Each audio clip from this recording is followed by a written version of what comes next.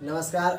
आज हम मैट्रिक के एग्ज़ाम में पूछे जाने वाले अर्थशास्त्र से कुछ महत्वपूर्ण क्वेश्चन को लेते हैं, जो कि बार बार एग्जाम में पूछा करता है। सबसे पहला क्वेश्चन हम लोग लेते हैं, अर्थव्यवस्था से आप क्या समझते हैं? अर्थव्यवस्था किसे कहते हैं? तो अर्थव्यवस्था का परिभाषा लेने से पहले उससे पहले कुछ एक और परिभाषा जान लीजिए। आर्थिक क्रिया किसको कहते हैं? आर्थिक क्रिया किसे कहते हैं? तो इसका आंसर ये होगा कि हमारी वे सभी क्रियाएं जिनसे हमें आय प्राप्त हो, हमारी वे सभी क्रियाएं जिनसे हमें आय प्राप्त हो, उसे कहते हैं आर्थिक क्रिया। जब जान गए आर्थिक क्रिया की परिभाषा, अब इससे हम अर्थव्यवस्था की परिभाषा भी निकाल लेंगे। कह सकते हैं कि अर्थव्यवस्था आर्थिक क्रिया का एक ऐसा संगठन होता है। क्या कहिएगा? अर्थव्यवस्था आर्थिक क्रिया का एक ऐसा संगठन होता है जिसके अंतर्गत लोग कार्य करके अपनी आजीविका को चलाते हैं। इसे ही तो अर्थव्यवस्था कहते हैं। आप क्या समझते हैं? देखिए, इसका परिभाषा बहुत ही आसान है। बोल सकते हैं कि जब कोई भी देश किसी बड़े समृद्धशाली राष्ट्र के अंतर्गत रहता है और उसके समस्त आर्थिक एवं व्यावसायिक कार्यों का संपादन एवं निर्देशन नियंत्रक शासक देश के पास होता है, तो ऐसे शासित देश को शासक देश का उपनिवेश समझा जाता है। यानी कि इसी को हम लोग उपनिवेश कहते हैं। आप इसका स्क्रीनशॉट ले सकते हैं। प्रश्न है, पूंजीवादी अर्थव्यवस्था से आप क्या समझते हैं?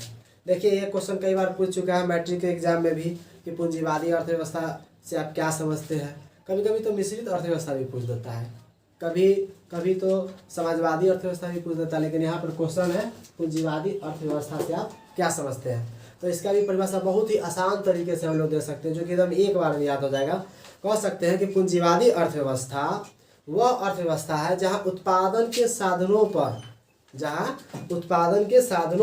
पर जो है स्वामित्व किसी निजी व्यक्ति का होगा। किसका होगा? किसी निजी व्यक्ति का होगा। तो इसे हम कह सकते हैं कि यह पूंजीवादी अर्थव्यवस्था है। और आपको बता दें कि पूंजीवादी अर्थव्यवस्था अपनाने वाला कई सारा देश है, जिसमें से प्रमुख देश का अगर नाम कहेंगे तो अमेरिका हो जाएगा, जापान हो जाएगा, ऑस्ट्रेलिया हो जाएगा।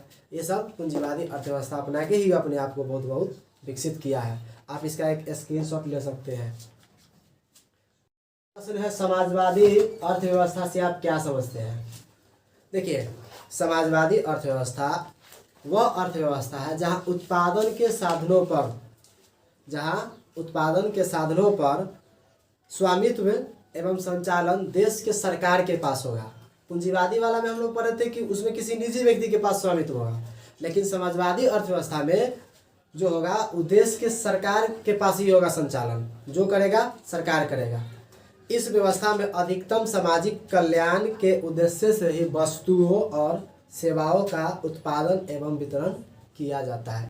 मिश्रित अर्थव्यवस्था से आप क्या समझते हैं? देखिए, अभी तुरंत हम लोग पढ़े कि पूंजीवादी अर्थव्यवस्था किसे कहते हैं। तो पूंजीवादी वाला में हम क्या बताते हैं? इसमें उत्पादन के साधनों पर किसी निजी व्यक्ति का अधिकार होगा।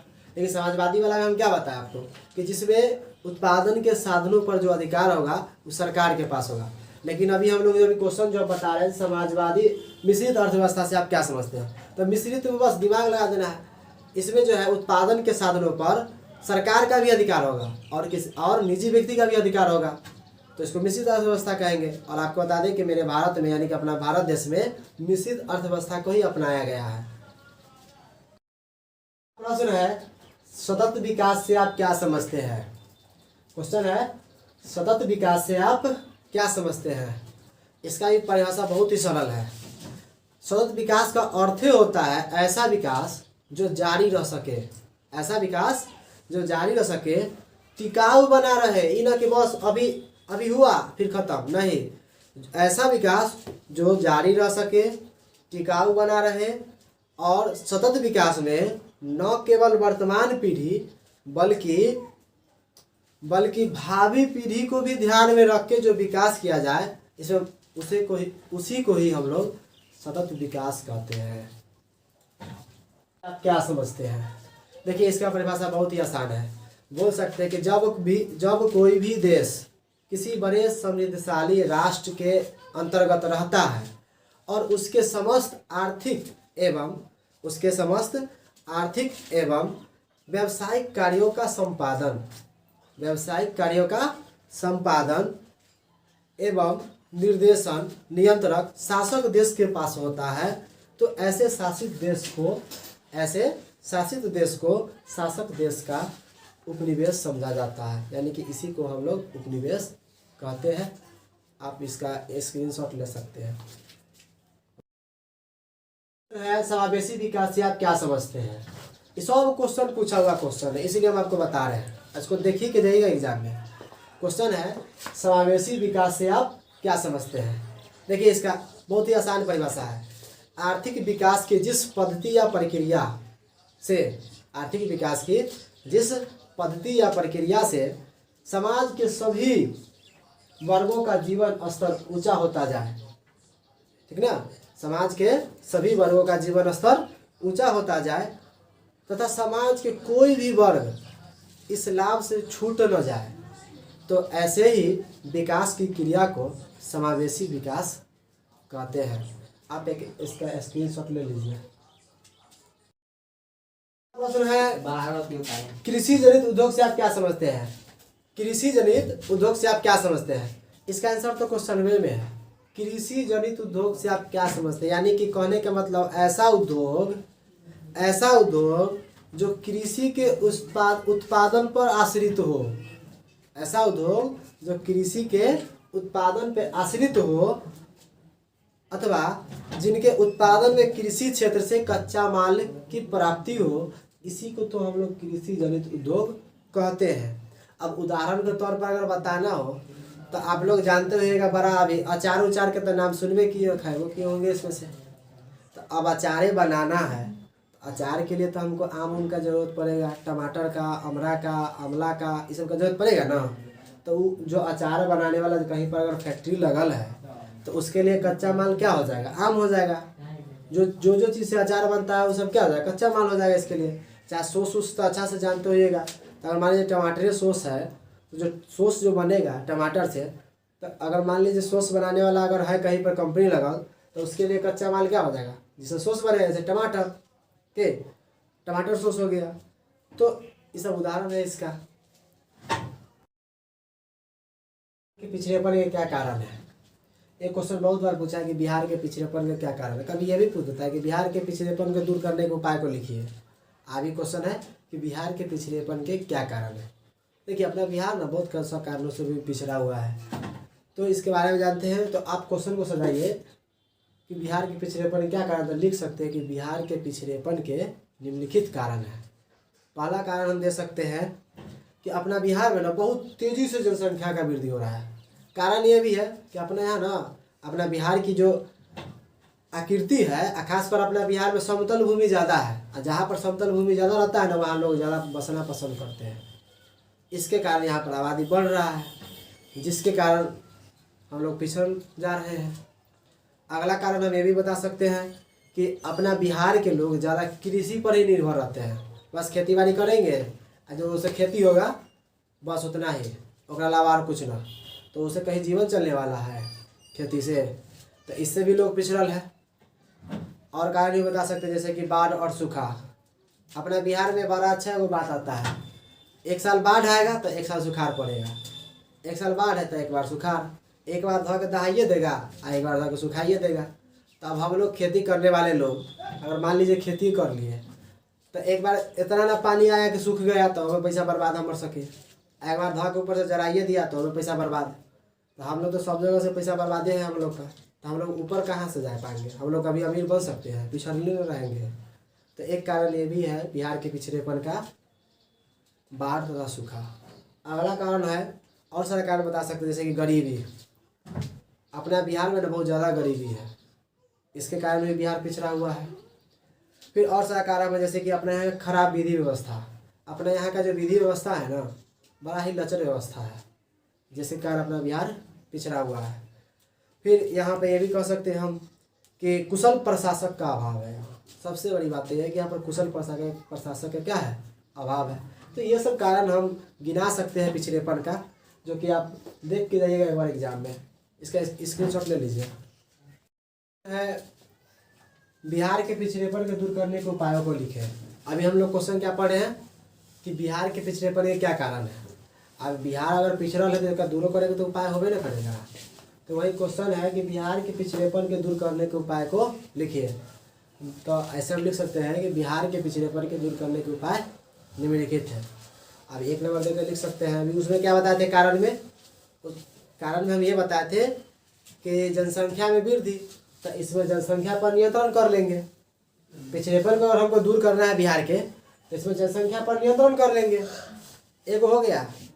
दूसरा क्या कह सकते हैं कि हम लोग उसमें मत क्या बता दें, कृषि पर जो हम लोग निर्भर थे पिछड़ेपन में, तो ये दूर करने में सीधे कहेंगे कि कृषि को तेज़ी से विकास किया जाए। अगर हम उन्नत किस्म के बीज उज लगाएंगे, रोपेंगे, तो ज़्यादा से ज़्यादा उपज होगा। तो अगर ज़्यादा से ज़्यादा उपज होगा, अगर हम उसको मार्केट में बेचेंगे तो ज़्यादा से ज़्यादा आमदनी होगा। ठीक, तो कृषि को जो है कृषि का तेजी से विकास किया जाए। इस सब पिछड़ेपन के दूर करने के उपाय बता रहा है। 2 उपाय बता दिए। एक उपाय ये होता है कि जनसंख्या पर नियंत्रण, दूसरा का उपाय क्या होता है कि कृषि का तेजी से विकास होना, तीसरा का बाढ़ पर नियंत्रण कर लेंगे, दूर हो जाएगा। क्या कि सबसे ज़्यादा हानि हम लोग को बाढ़ से होता है। 3 हो गया। चौथा कह सकते हैं कि उद्योग का विकास करेंगे। हम लोग जो ज़्यादा से ज़्यादा कृषि पर आश्रित रहते हैं, अगर उद्योग रह जाए तो ज़्यादा से ज़्यादा लोगों को रोजगार मिलेगा। अब ज़्यादा से ज़्यादा लोगों का रोजगार मिलेगा तो सबका प्रति व्यक्ति आय वृद्धि होगा। जब प्रति व्यक्ति आय वृद्धि होगा तो लगभग देश मेरा क्या हो जाएगा, आगे की ओर बढ़ेगा। तो उद्योग का लगाना जरूरी है। उसके बाद हमको गरीबी दूर करना भी बहुत ज़रूरी है। तो एक उपाय ये भी लिख सकते हैं कि गरीबी को दूर कीजिए, उद्योग को लगाइए। उसके बाद शांति व्यवस्था बनाए रखिए। अपना बिहार में सबसे ज़्यादा छीन छोर होता है, तो ये सब भी अगर शांति व्यवस्था बनाए रखेंगे तब ना, तो पता चला कोई लूट के अमीर है, हम सब जो है सो लूटा के गरीब है। ओके, तो पिछड़ेपन के दूर करने के उपाय में शांति व्यवस्था बनाए रखना भी एक सबसे बड़ा उपाय है। उसके बाद बड़ा ही साफ सुथरा ईमानदार प्रशासन होना भी जरूरी है। अगर अपने यहाँ का प्रशासन अगर होगा बेईमान, नेता सब बेईमान, तो बिहार जो है से वो अपने तो विकसित कर जाएगा लेकिन बिहार विकसित न करेगा। वो अपने नेता सब जो है से लंदन पेरिस घूमेगा, हम लोग जो है से गाँव में घूमेंगे और क्या। तो अगर बिहार को पिछड़ेपन से दूर करना है तो यहाँ के प्रशासन को जो है ईमानदार और साफ सुथरे छवि के होने चाहिए, प्रशासक को नहीं, नेता को नहीं। उसके बाद जो है इतना ही लिख दीजिएगा, बहुत है। स्क्रीनशॉट ले लीजिए। हाँ ले। प्रश्न है गरीबी को कैसे जन्म देती है। ये बहुत VVI क्वेश्चन है, इसको देखिए के जाइएगा। गरीबी को कैसे जन्म देती है। देखिए इसका आंसर ये है कि निर्धन एवं पिछड़े हुए देशों में जो है पिछड़े हुए देशों में गरीबी ऐसी स्थिति को जन्म देती है जो उन्हें गरीबी से मुक्त नहीं होने देती है। और ये बात सही है कि जो गरीब लोग होते हैं वो कोशिश करते हैं कि हम अमीर हो जाए, लेकिन अमीर कोशिश करने के चक्कर में रह जाते, लेकिन अमीर हो नहीं पाते हैं। क्योंकि इतना ना आजकल अभी भी अगर फिलहाल अभी की बात करें तो अभी इतना ना महंगाई बढ़ रहा है, इतना ना महंगाई बढ़ रहा है कि हम लोग सोचें कि अमीर बने कि पहले अपना पेट भरे। ये भी सोचने वाली बात है। लेकिन खैर छोड़िए, अभी हम लोग को क्वेश्चन जानना है गरीबी को कैसे जन्म देती है। तो उसका परिभाषा कह सकते हैं कि निर्धन एवं पिछड़े हुए देशों में गरीबी ऐसी स्थिति को जन्म देती है जो उन्हें गरीबी से मुक्त नहीं होने देती है। और गरीबी के कारण ही इन देशों में लोगों की आय कम होती है। गरीबी के कारण ही इन देशों में लोगों की आय कम होती है, जिसके कारण ये लोग ना बचत कर पाते हैं और ना ही कहीं पे पूंजी लगा पाते हैं, जिसके कारण गरीबी बनी रहती है। कभी कभी एक क्वेश्चन ये भी पूछ देता है कि प्राथमिक क्षेत्र से आप क्या समझते हैं। ये ऑब्जेक्टिव में पूछ देता है कभी कभी, प्राथमिक क्षेत्र से आप क्या समझते हैं। तो देखिए, प्राथमिक क्षेत्र को कृषि क्षेत्र कहा जाता है।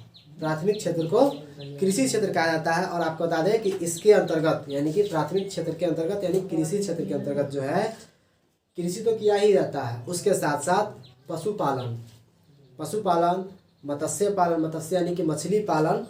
उसके बाद जो है आपको बता दें कि जंगलों से कोई वस्तु को जो हम प्राप्त करते हैं, ये सब प्राथमिक क्षेत्र के अंतर्गत ही आता है। क्वेश्चन ये भी पूछ देगा भाई देवे कि द्वितीय क्षेत्र से आप क्या समझते हैं। तो सबसे बहुत आसान है। देखो, प्राथमिक क्षेत्र को कृषि क्षेत्र कहते हैं, और द्वितीयक क्षेत्र को औद्योगिक क्षेत्र कहते हैं। तो यहाँ पर आप कह सकते हैं कि द्वितीयक क्षेत्र को औद्योगिक क्षेत्र कहते हैं और इसके अंतर्गत खनिज व्यवसाय, निर्माण कार्य, मुख्य रूप से जहाँ पर निर्माण कार्य किया जाए उसी को द्वितीयक क्षेत्र कहते हैं। जैसे कि अगर मान लीजिए कि अगर हम बहुत सारा सामान का उत्पादन होता है, जैसे कि यह मार्करे है, अगर बिजली है, गैस है, इस सब चीज़ का उत्पादन होता है ना, ये सब द्वितीयक क्षेत्र में आ जाएगा। चाहे मान लीजिए कोई कुरकुरे है, बिस्किट है, सब का उत्पादन होता है, ये सब द्वितीयक क्षेत्र में आ जाएगा। में एक क्वेश्चन पूछ देता है कि तृतीयक क्षेत्र से आप क्या समझते हैं। तो तृतीयक क्षेत्र को सेवा क्षेत्र कहते हैं। तृतीयक क्षेत्र को क्या कहेंगे? सेवा क्षेत्र। और जहाँ पर सेवा वाला बात आ जाए, समझ लो कि तृतीयक क्षेत्र से आता है। जैसे परिवहन, परिवहन मतलब जहाँ जैसे कि हम लोग कहीं एक जगह से दूसरे जगह जाते हैं तो वो परिवहन का साधन है, तो वो सब कौन क्षेत्र में आएगा? सेवा के क्षेत्र में। भले ही वहाँ से 2 रुपया, 4 रुपया, 20 रुपया, 100 रुपया जो भी ले, लेकिन वो आएगा कौन क्षेत्र में? सेवा क्षेत्र में। फिर आपको बता दें बैंकिंग, बैंक जो होता है वो सब हमको सेवा न देता है, तो सब तृतीयक क्षेत्र में आ जाएगा। और तृतीयक क्षेत्र को सेवा क्षेत्र कहते हैं। तो ओरली याद कर लीजिए, प्राथमिक क्षेत्र को कृषि क्षेत्र, द्वितीयक क्षेत्र को औद्योगिक क्षेत्र और तृतीयक क्षेत्र को सेवा क्षेत्र कहते हैं। इन तीनों को याद रखेगा, ऑब्जेक्टिव में भी कई बार पूछा हुआ क्वेश्चन है।